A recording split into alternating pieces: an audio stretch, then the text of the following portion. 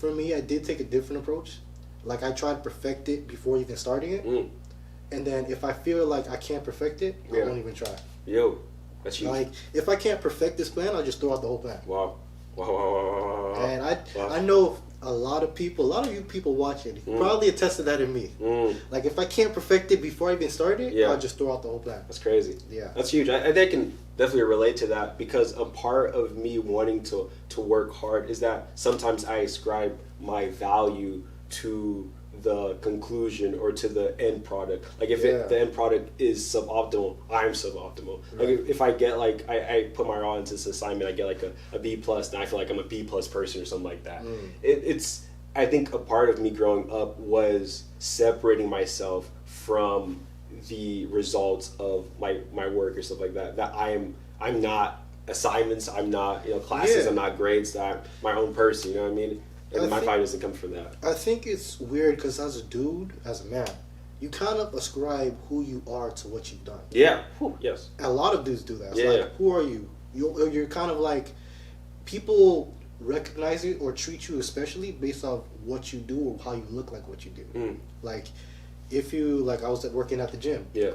A lot of people, like, if you're not in charge of the gym, or if you don't look like you're in charge, you're that dude in the gym, you're not really going to be respected. So it's kind of like, okay, you got to, like, show that you've done something before you're kind of, I don't want to say accepted, but kind of, like, put on that level of respect for other people, especially as a dude. Yeah. It's weird, but sometimes I don't know how to unjustify it. Like people say, like, okay, you shouldn't measure yourself by what you've done, or like what you do or what you stuff. Yeah. But how do you not measure that person? That's interesting. That's deep. I think a part of it is primarily, like, I feel, for me anyways, my identity, I always want to make sure that it's built on the foundation of who God says I am. But I think there is practicality in, if you want this position, right, you want to get whatever promotion, you have to have the criteria in your resume to get that. I think there is value in that. You can't just come into a space and say, like, oh, I'm gonna stick here because I'm this or that, or because I want to. But no, you have to, I think there are things in life you definitely have to earn. But I'm glad that there are things in life that I don't have to earn. You know what I mean? That I get just from my position and who I am in relation to God. But I think within human-to-human interactions and things that we have to do on a daily basis, there is a level of, your resume has to speak for itself if you want to, like, move up and you gotta like show like your body of work. You gotta kind of like, you gotta talk your stuff a little bit. You gotta be a little bit arrogant. People, some of my friends call me a little bit arrogant. I don't see it, honestly. Maybe you see it. Do you see me being arrogant? I think you're confident. Confident. Yeah. You're confident in your work. I have a quote that says, "Confidence is justified. Arrogance is speculated." What do you think about that? That's interesting. So that arrogance is speculating. Yeah.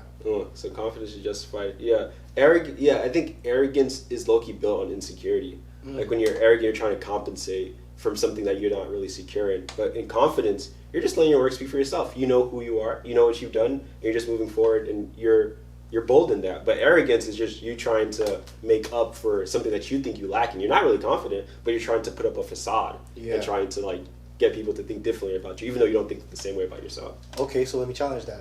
Because some people say you gotta, not that you have to fake it till you make it, but if you plan for it, you kind of have to show that you earn it. Like, you gotta walk into this place like you own this place. Interesting. Is that arrogance or is that confidence? Walk into a place like you own the place. I think if it depends on the person. If the person's walking into that space because they have what it takes to walk confidently in that space, if that makes sense, then that's confidence. Like, if they've put in the work behind the scenes, and they've grinded and they've earned this position, walk in there like you own the place. But if you're walking in there and you haven't put in the work and you're just doing it to be flashy or to grab attention, then it's arrogance, because you're not really doing it because you believe you should be there, but you're trying to give off, like I said earlier, the facade or the notion that maybe you do. Right. When I act arrogant, sometimes I try to do it as a joke. Like, I do it like I own this kind of place, but people know, like, people you're joking, know. But sometimes, like, that's on the inside. But when I'm seeing somebody on the outside, I always see, like, sometimes when people are arrogant, people just kind of move. Yeah.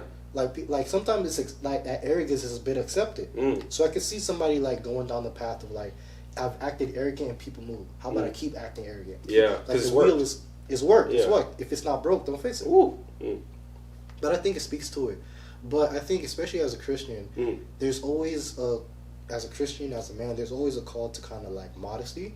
Yeah. But how do we make sure we don't blur the lines between or confuse modesty from mediocrity? How do you think about that? That's a dope question. I mean, on the figure of Christianity, I think I related back to Christ. I think he's a really good example of manhood, because Christ was modest. He wasn't trying to prove anyone that I'm the manliest man in the room. Right. But if you came and stepped to him different, like in the temple, and you're out here just like devaluing and not being reverent and offering, just different products and selling stuff in front of the temple. Right. Best believe he was firm in that. He was flipping things over, and when he was going back and forth with the Pharisees, he called them a brood of vipers. Like you were gonna step over. He was a mat. He was on carpet. He stood up for himself in the right way. Especially like if you look towards the end of his life, he didn't speak, because in at that time point he didn't need to say anything. Right. He didn't need to defend himself. He didn't need to put on this vibrato. He understood that there's a time and place for these emotions that I have that I can use right. Not just time and place. At first, his resume started speaking for him more than he had to speak. Like when he comes into town or someplace, people know okay, this is this dude here. Yeah, this is Jesus. Jesus talked this talk a bit. Or he let his actions speak. Right. It's like when John sends his disciples to ask Jesus if he's really the Messiah. Jesus says, look around, tell John the blind see, the lame walk. My resume speaks for itself. I'm doing this. You got to believe in me. He had to have that boldness. He knew who he was in Christ. He knew who he was in relation to God. Yeah.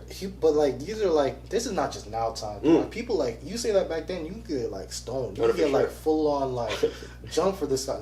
Not just jumped. Okay, we let him live. Jump people will kill. He had to have those